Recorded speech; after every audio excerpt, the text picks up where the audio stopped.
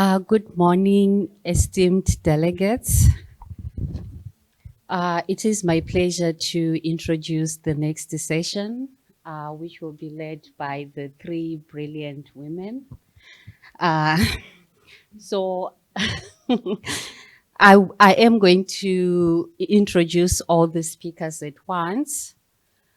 On my far right, we have Yuefen Li, Senior Advisor, South to South Cooperation and Development Finance, the South Center, Geneva, United Nations Independent Expert on Debt and Human Rights, former Head of Debt and Development Finance, United Nations Conference on Trade and Development, UNCTAD.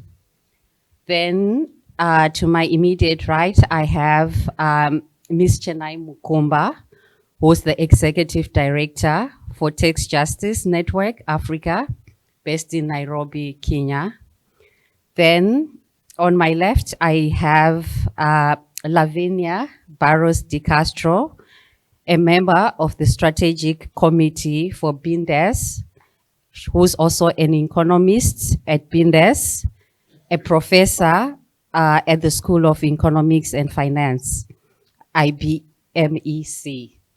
So my three speakers have 15 minutes. And then after that, we'll open the floor for comments and questions. So over to you, Yuefen.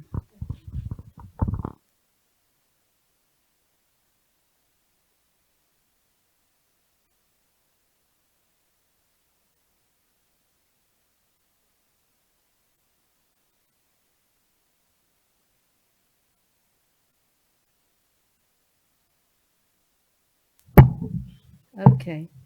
Good morning, everyone. Thank you very much for inviting me to this international conference.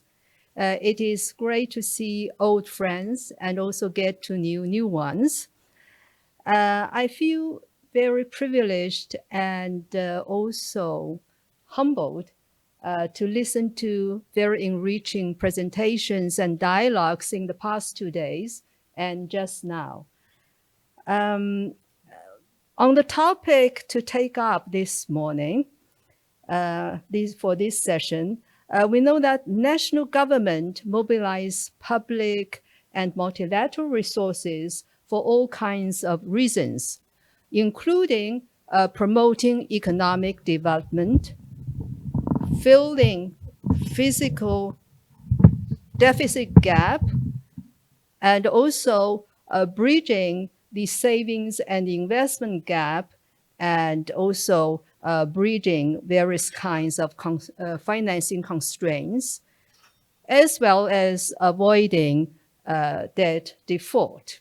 However, because of all kinds of international constraints and also domestic conditions, as well as external shocks and policy areas, these efforts do not always reap optimal results.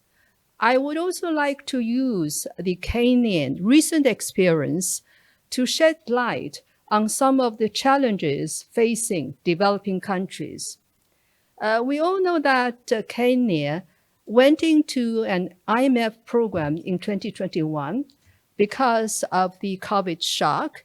There are also their flood and drought circle, and of course, the debt burden.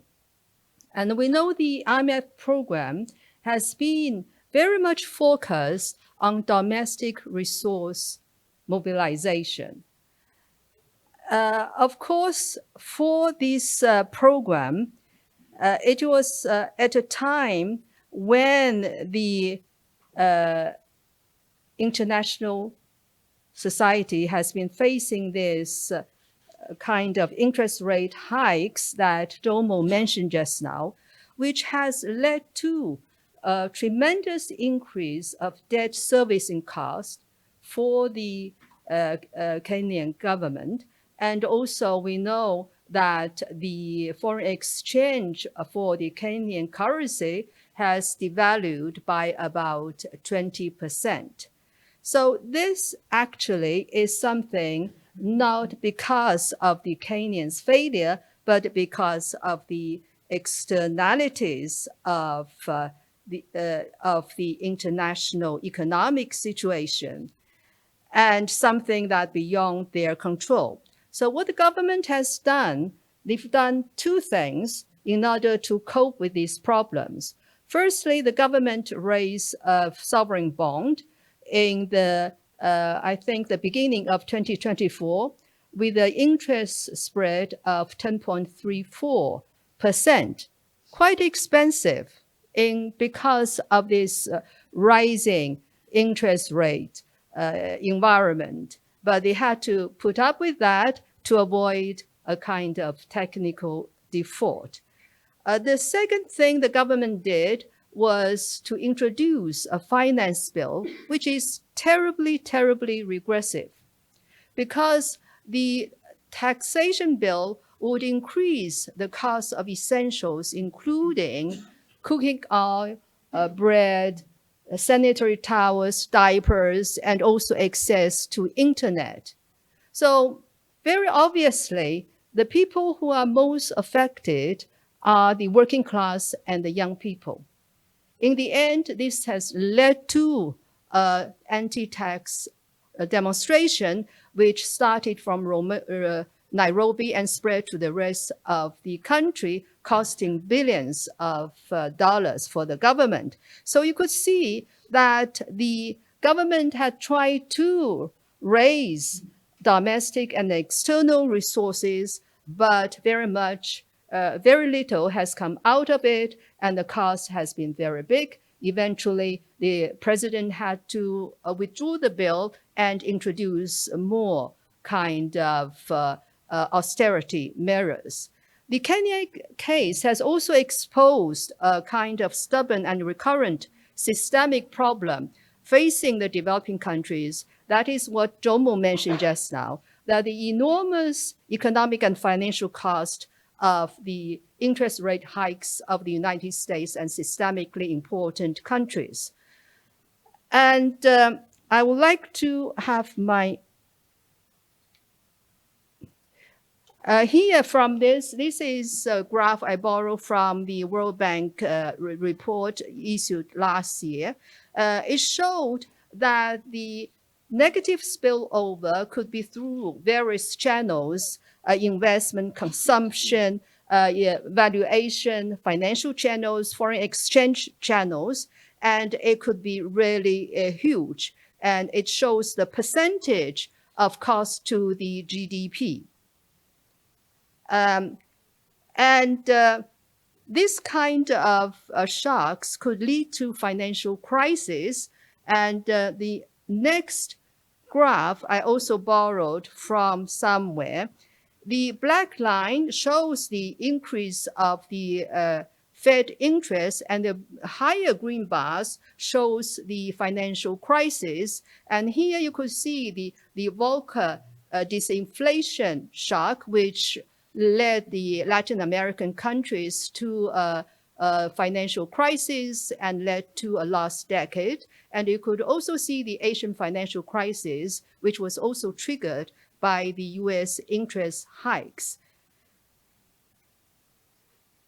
In the face of this kind of financial flows, you would expect that multilateral lending would be increasing. But from this graph I took from the Larry Summers report issued last year, you could see the story was exactly opposite.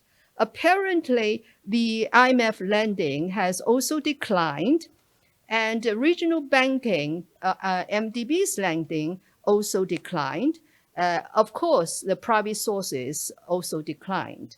So altogether, there was a decline of 106 billion US dollars.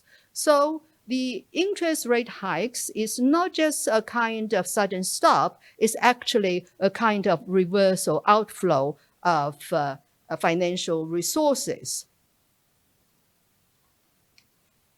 I would like to borrow Martin's chart.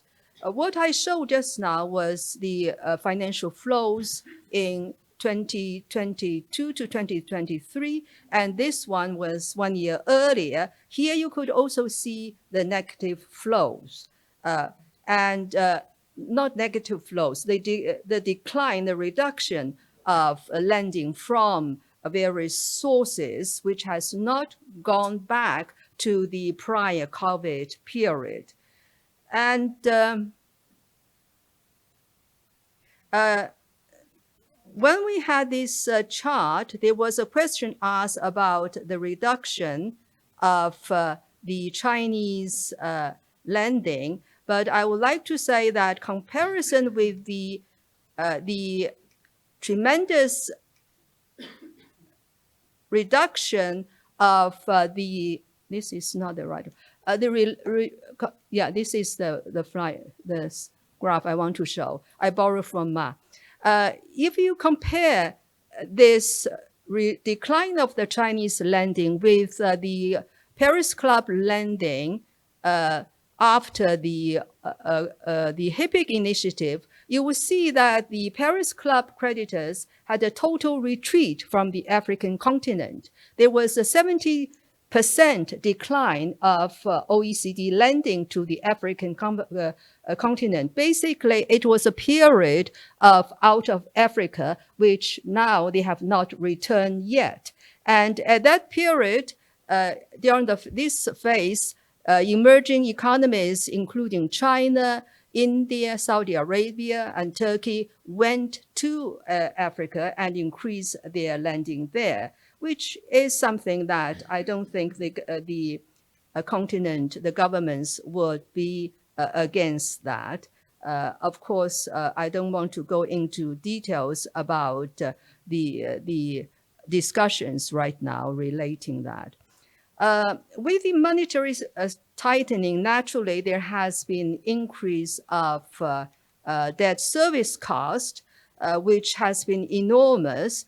And the IMF has been trying to say that this kind of increase of cost is benign, and they ask the government just to engage with the creditors and try to return back to the international capital market without kind of other policies proposed.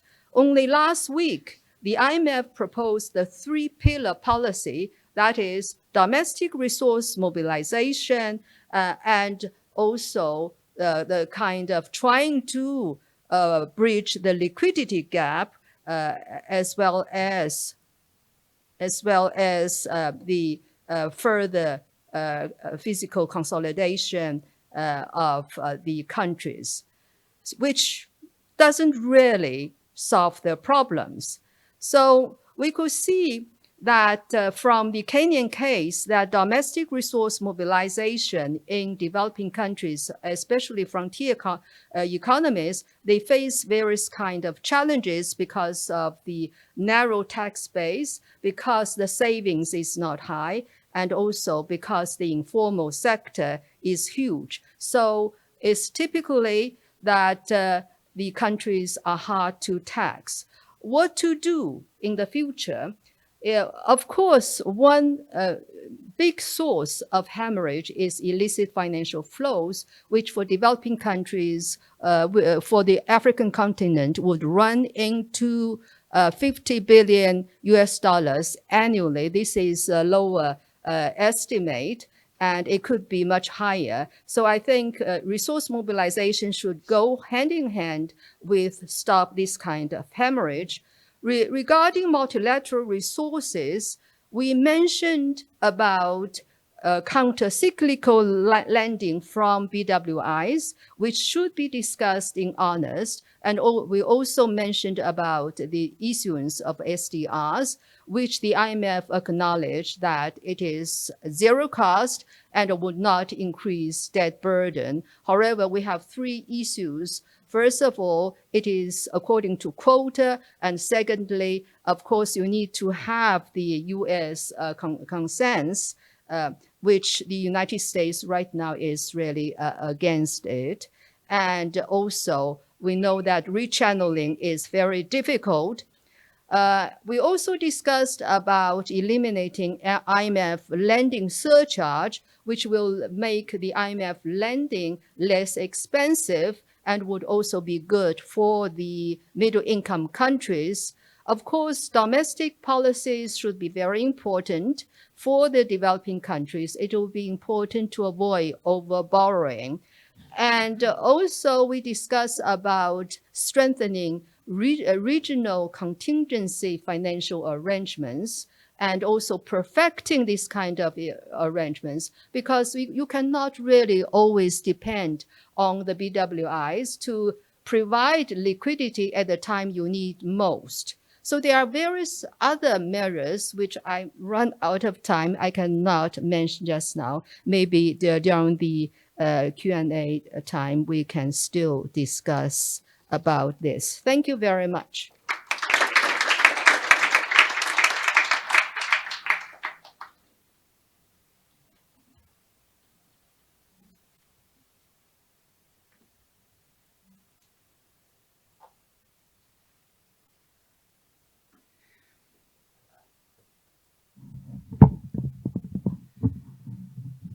Good morning, everyone.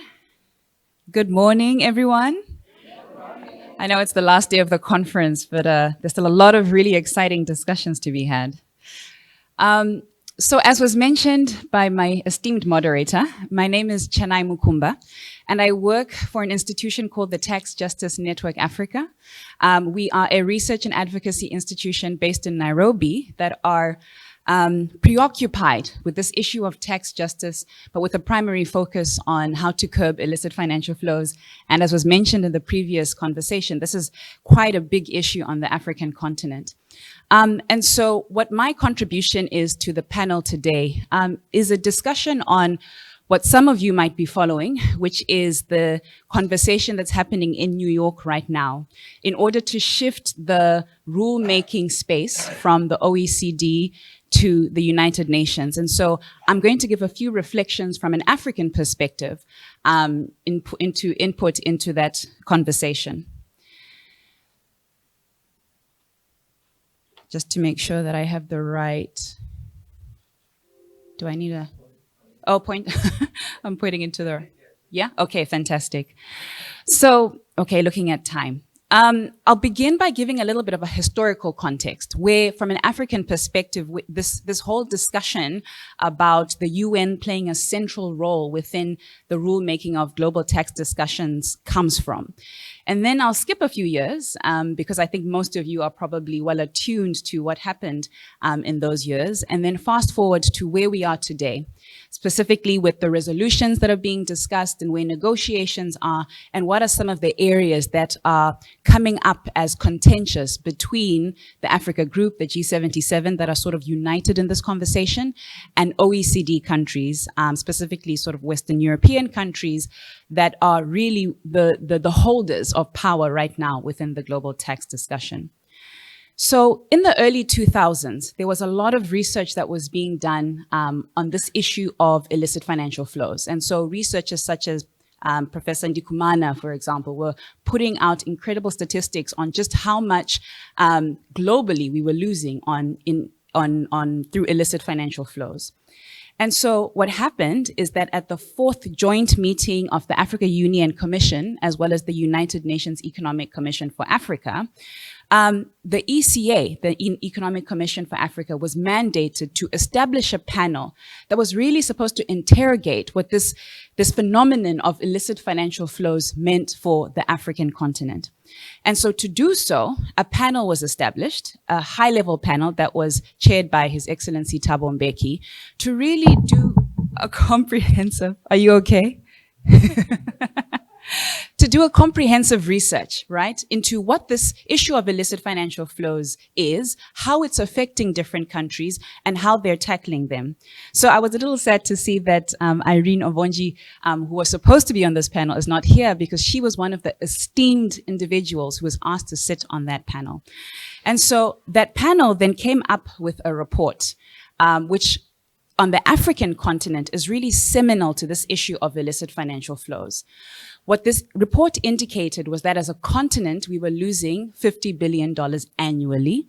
And it also indicated that there were a number of measures that needed to be taken in order to address this issue of illicit financial flows.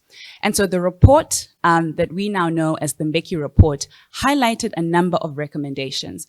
It flagged that at national level, for example, countries need to put in place transfer pricing units or beneficial ownership registries. It also indicated that at regional level, there needs to be a lot more coordination between countries in order to address this issue of illicit financial flows. But then where this discussion about the UN's central role in tackling illicit financial flows comes from was from finding 15, which was indicated in this report. Specifically, it indicated that illicit financial flow issues need to be incorporated and better coordinated across the United Nations processes and frameworks.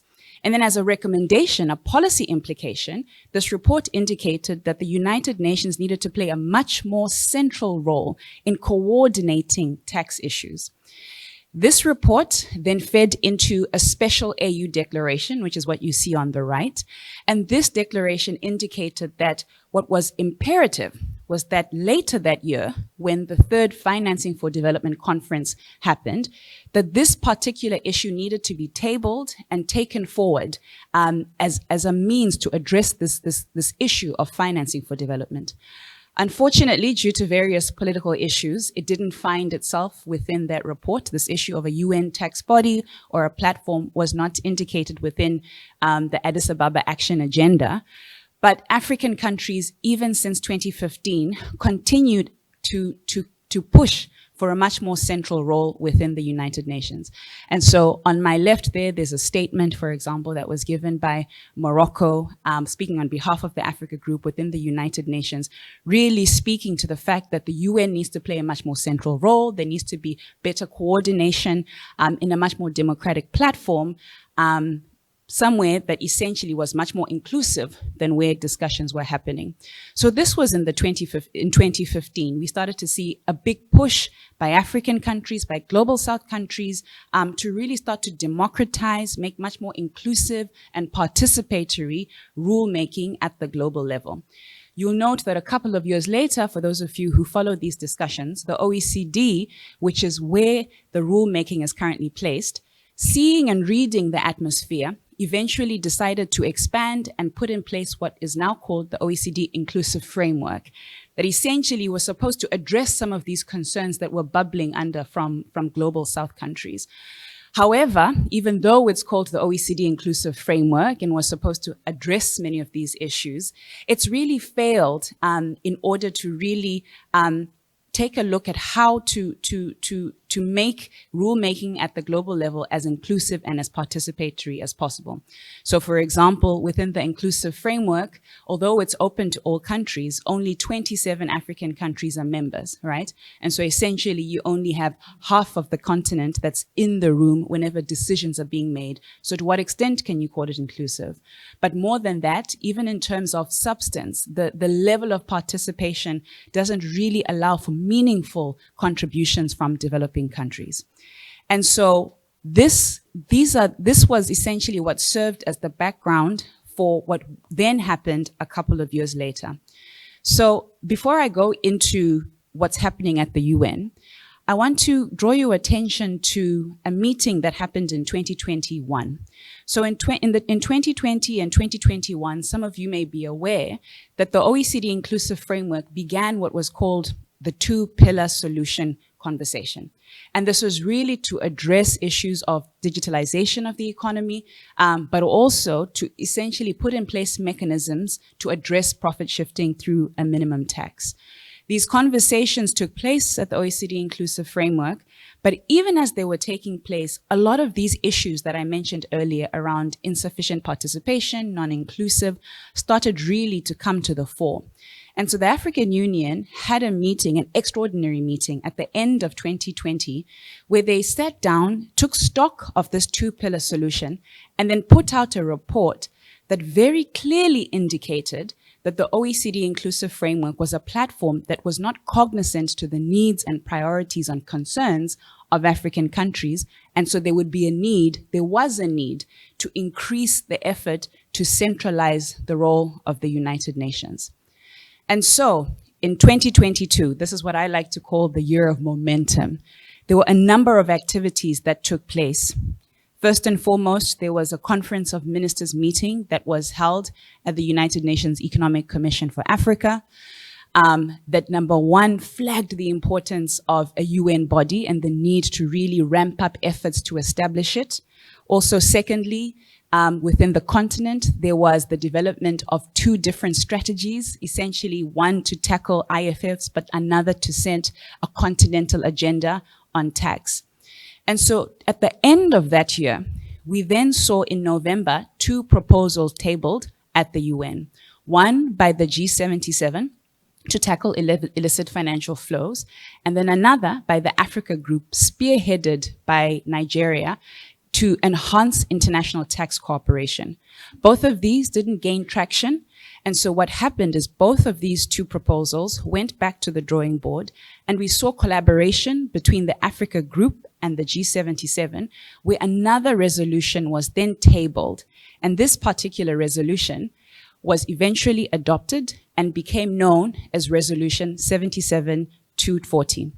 This particular resolution mandated the Secretary General to do an assessment of the current landscape and see to what extent there could be options in order to improve the current way of working.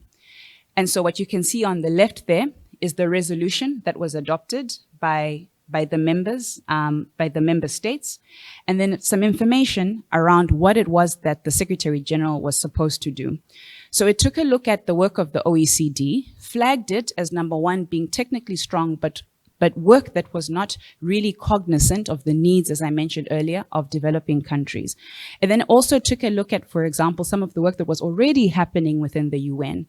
And it flagged that while this may be much more oriented towards developing countries, it itself, though, doesn't really have some of the technical muscle of what's happening within the UN. And so there were three proposals that were tabled by the Secretary General. One, a multilateral convention on tax at the UN. Two, a framework convention on international tax cooperation. And then three, a UN framework for international tax cooperation. After taking a look at these three recommendations, the Africa Group decided that the second option, which is a framework convention on international tax cooperation, was the best option to take forward. One where you see the establishment of a convention, and then this convention buttressed by various protocols that can be worked on by different countries. And so in 2023, this particular proposal was put forward by the Africa Group, a proposal to essentially consider a framework convention on international tax cooperation. I remember when I was watching the UN conversations at that time, it was a particularly tense conversation that was happening in the room. And at that point, the UK actually put a proposal to try and water down what had been tabled by the Africa Group, but that didn't gain traction. And so as a result, this particular proposal, unlike the former one that had been taken forward by consensus, was actually taken to a vote. And what you can see on your screen now is how the various countries voted. So 125 countries voted in support of this framework convention. And if you take a look at those countries, you'll note that it was mostly developing countries, Africa Group, G77 countries come together. What's most interesting of this particular voting setup, though, was that 2/3 of OECD countries actually voted in support of this, indicating that even within the OECD, there's a recognition that we need a much more inclusive space to have discussions on international tax cooperation. So as I come to an end, I'm just going to give a little bit in terms of what have been the contentious issues that are being discussed at the moment. So as a result of this voting and going ahead of this resolution, this year we have seen negotiations actually begin on what exactly it is that, what exactly a role the UN can play in terms of fostering international tax cooperation. So this year, governments have been coming together to establish the terms of reference for the framework convention that's going to begin to be negotiated next year. And so in discussing this framework convention, as I mentioned, there's been a few issues that have been quite contentious. The first is, how should rulemaking happen, right? Let's say we finally have this body and the UN has this role. OECD countries, Western countries are pushing that decision-making needs to be made by consensus. Whereas, of course, the Africa Group and the G77 are saying we need to abide by the UN rules and have voting or the majority be the way of decision-making. As you can imagine, this is largely because of the numbers within the UN, right? So the G77 and the Africa Group make the majority. Another area of contention has been this issue of duplication, right? So the OECD and Western European countries are saying that it's important that we don't duplicate work, right? That if decisions and discussions have already happened in other fora, those must be left untouched, and the UN must work on non-controversial issues, right? But of course, as you can imagine, the Africa Group and the G77 are saying that the very reason that we even are having this conversation is because the rules that currently are at play do not work for those particular countries. And then another issue, because I can see that my time is running out, that has also been quite controversial, has been this issue of addressing the unfair allocation of taxing rights. So of course, developing countries argue that at present, when you take a look at the global tax system, there is a skew bias towards developed countries, right? A lot of which can date back to the actual beginnings of the establishment of the global tax system. Developed countries have questioned, right? And they've also said, well, what does fair mean, right? If it's something that we want to interrogate. So as I conclude, these discussions, these negotiations are currently underway. At present, right now in New York, we're actually seeing the second seating of states coming together to finalize these terms of reference. They will be adopted at the upcoming General Assembly. It's very likely that the terms of reference are going to reflect the needs of Africa Group, G77 developing countries, because they have the numbers. But really what's underpinning all of this is that currently we have a multilateral system that's governing the tax world that is not fair, that is not inclusive, that is not participatory, that developing countries are pushing back against. Of course, it's going to be a little bit tricky, right? Because as I mentioned, developing countries are pushing that decision-making needs to be made by voting by majority. But what this could mean is that we have an outcome that doesn't have buy-in from developed countries. And where could that leave us, right? There's a potential for increased fragmentation or potential for another axis of power within the multilateral tax system. Thank you very much.